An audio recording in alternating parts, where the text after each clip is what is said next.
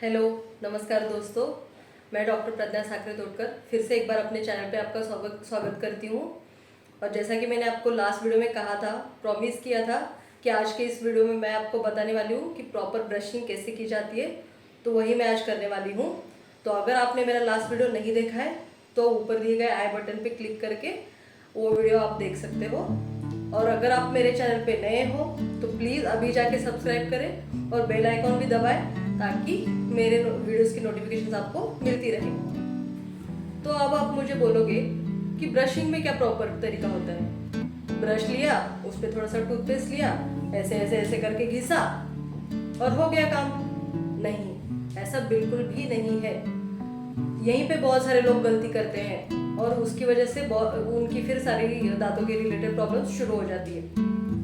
तो ब्रश करने का भी एक प्रॉपर तरीका होता है, प्रॉपर टेक्निक होती है, और वो क्या है वही मैं अभी आपको समझाने वाली हूँ।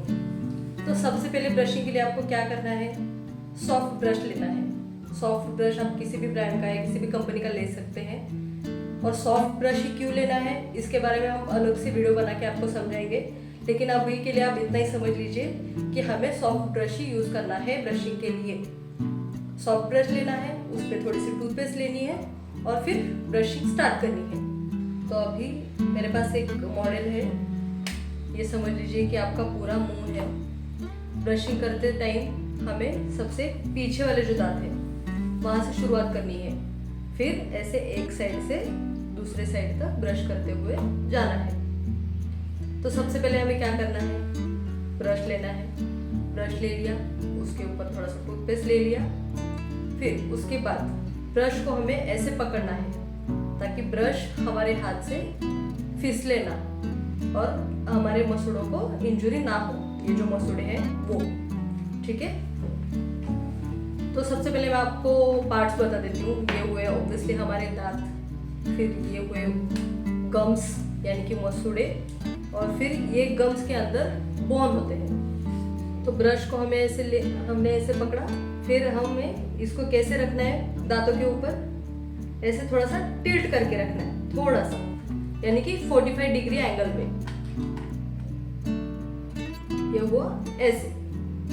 फिर आपको हल्के हाथों से ऐसे थोड़ा सा सर्कुलर मोशन में घुमाना है, थोड़े से वाइब्रेशंस देने हैं, ठीक है। इसकी तरीके से आप देख सकते हैं ये जो जिंजावल मार्जिन जिसको हम बोलते हैं या जिंजावल सल्कस जिसको बोलते हैं, वो जो एरिया है वो अच्छे से साफ होने में मदद होती है। अगर ब्रश को आप ऐसे स्ट्रेट रखोगे और ऐसे ऐसे ऐसे करोगे तो ये जो एरिया है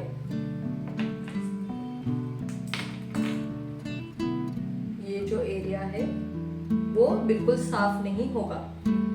और यहाँ पे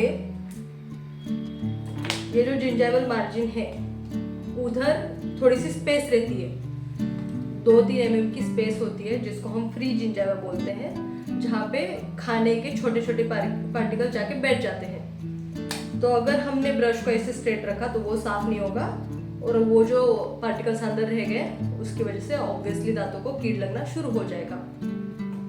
और ब्रश को स्ट्रेट रखने से और एक क्या प्रॉब्लम होती है, ये जो दो दांतों के बीच की जगह जो आपको दिख रही है,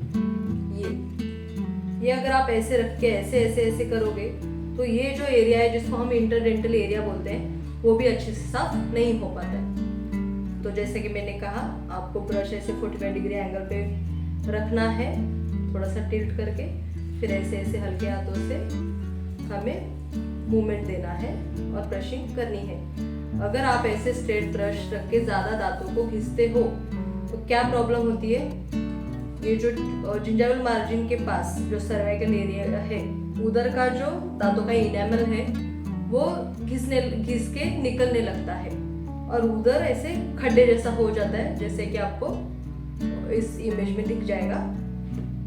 तो जैसे कि मैंने कहा, हल्के हाथों से ही करना है, ज्यादा जोर से ऐसे ऐसे ऐसे ऐसे नहीं करना है। बहुत सारे लोगों को ये गलतफहमी होती है कि जितना जोर से हम घिसेंगे उतने दांत साफ होंगे, लेकिन ऐसा असल में होता नहीं है। उससे दांतों को और मसूड़ों को बहुत ज़्यादा हानि पहुंचती है। जो इमेजेस में आपको दिखाया उसकी वजह से सबसे मेन 2 प्रॉब्लम जो होती है वो है ये जो मसूड़े हैं वो नीचे सरकने लगती हैं, जिसकी वजह से फिर अंदर का जो बोन रहता है वो भी बोन लॉस जिसको हम कहते हैं वो भी होने लगता है और फिर दांत हिलने लगते हैं। और दूसरा जो प्रॉब्लम मैंने आपको बताया कि ये जो सर्वाइकल पोर्शन है इधर ऐसे खड्डे पड़ने लगते हैं जिसको टीथ ऑपरेशन बोलते हैं, वो भी होने लगता है। और उसकी वजह से क्या होता है, दांतों की सेंसिटिविटी बढ़ जाती है और पेन भी शुरू हो जाता है और फिर ऐसे मामले में कीड़ लगना भी ऑब्वियसली शुरू हो जाता है। तो जैसा कि मैंने कहा, हमें एक साइड से ऐसे एक टाइम पे सिर्फ 2 या 3 दांतों पे ही हमें ब्रश करना है, फिर हमें ऐसे धीरे धीरे धीरे करते करते हमें पीछे तक इस साइड पे जाना है। ओके, अब जब हमने दांतों के ऊपरी हिस्से को जब साफ कर लिया है तो हमें अब क्या करना है, ये जो दांतों के अंदर का पोर्शन है, ये जो पोर्शन है पूरा ये हमें साफ करना है। बहुत सारे लोग क्या करते हैं, तो बस ये ऊपर वाले हिस्से पे ब्रश कर लिया और हो गया। नहीं, अंदर के साइड पे साफ करना भी उतना ही जरूरी है। बहुत सारे लोग ये भूल जाते हैं। तो अंदर की साइड पे ब्रश कैसे करना है, अंदर की साइड पे भी हमें ऐसे ब्रश रखना है,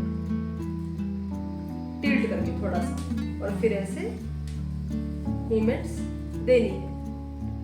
और ये जो सामने के दांत है उधर कैसे करना है, आप ब्रश ऐसे रख सकते हो, क्योंकि अगर आप ऐसे रखोगे तो ये ऐसे ऐसे अच्छे से साफ नहीं हो जाएगा और बहुत सारे लोगों को के लिए ये बहुत अनकंफर्टेबल भी होता है। तो ऐसे ऐसे करने की बजाय आप ये ऐसे ब्रश को रख के ऐसे आप साफ कर सकते हो। इस साइड वाले के लिए भी वही रूल अप्लाई होता है, ये ऐसे ऐसे ब्रश रख के आप ऐसे ऐसे कर सकते हो।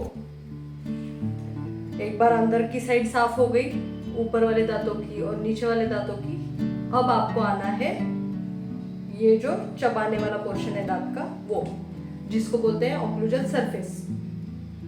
ऑक्लूजल सरफेस पे आप ब्रश को ऐसे रख के स्ट्रेट ब्रश कर सकते हो।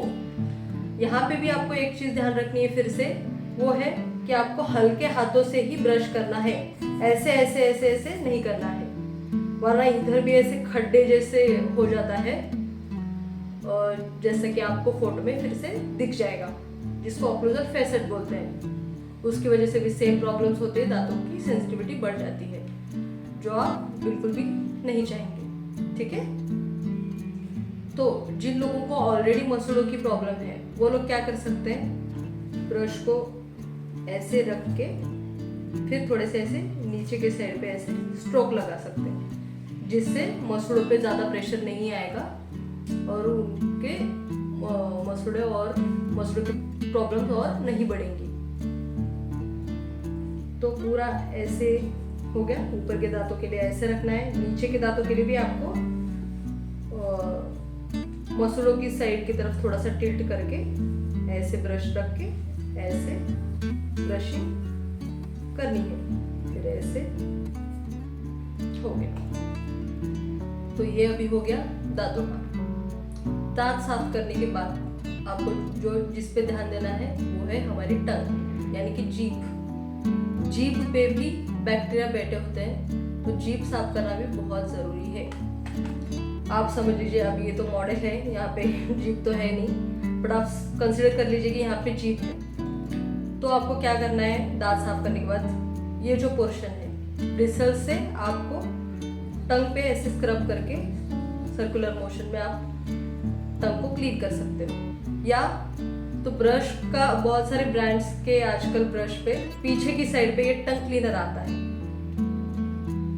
ये जो पोर्शन है वो, उससे आप ऐसे मोशन में स्क्रैप करके आप टंग को क्लीन कर सकते हो।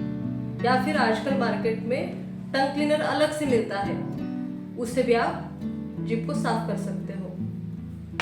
ये जो टंग क्लीनर है जिसकी मैं अभी बात कर रही थी, ये टंग क्लीनर, और यही नहीं अलग अलग टाइप के भी टंग क्लीनर मिलते हैं, आपको जो भी पसंद आए आप उससे ये कर सकते हैं।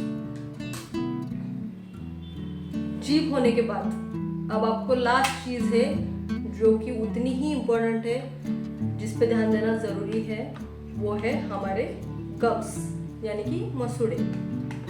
हमारे उंगली से हमें हल्के हाथों से यहाँ पे ऐसे मसाज करना है, जिससे कि दो चीज़ें होंगी, ये मसूड़े क्लीन भी हो जाएंगे और यहाँ पे मसाज भी हो जाएगा।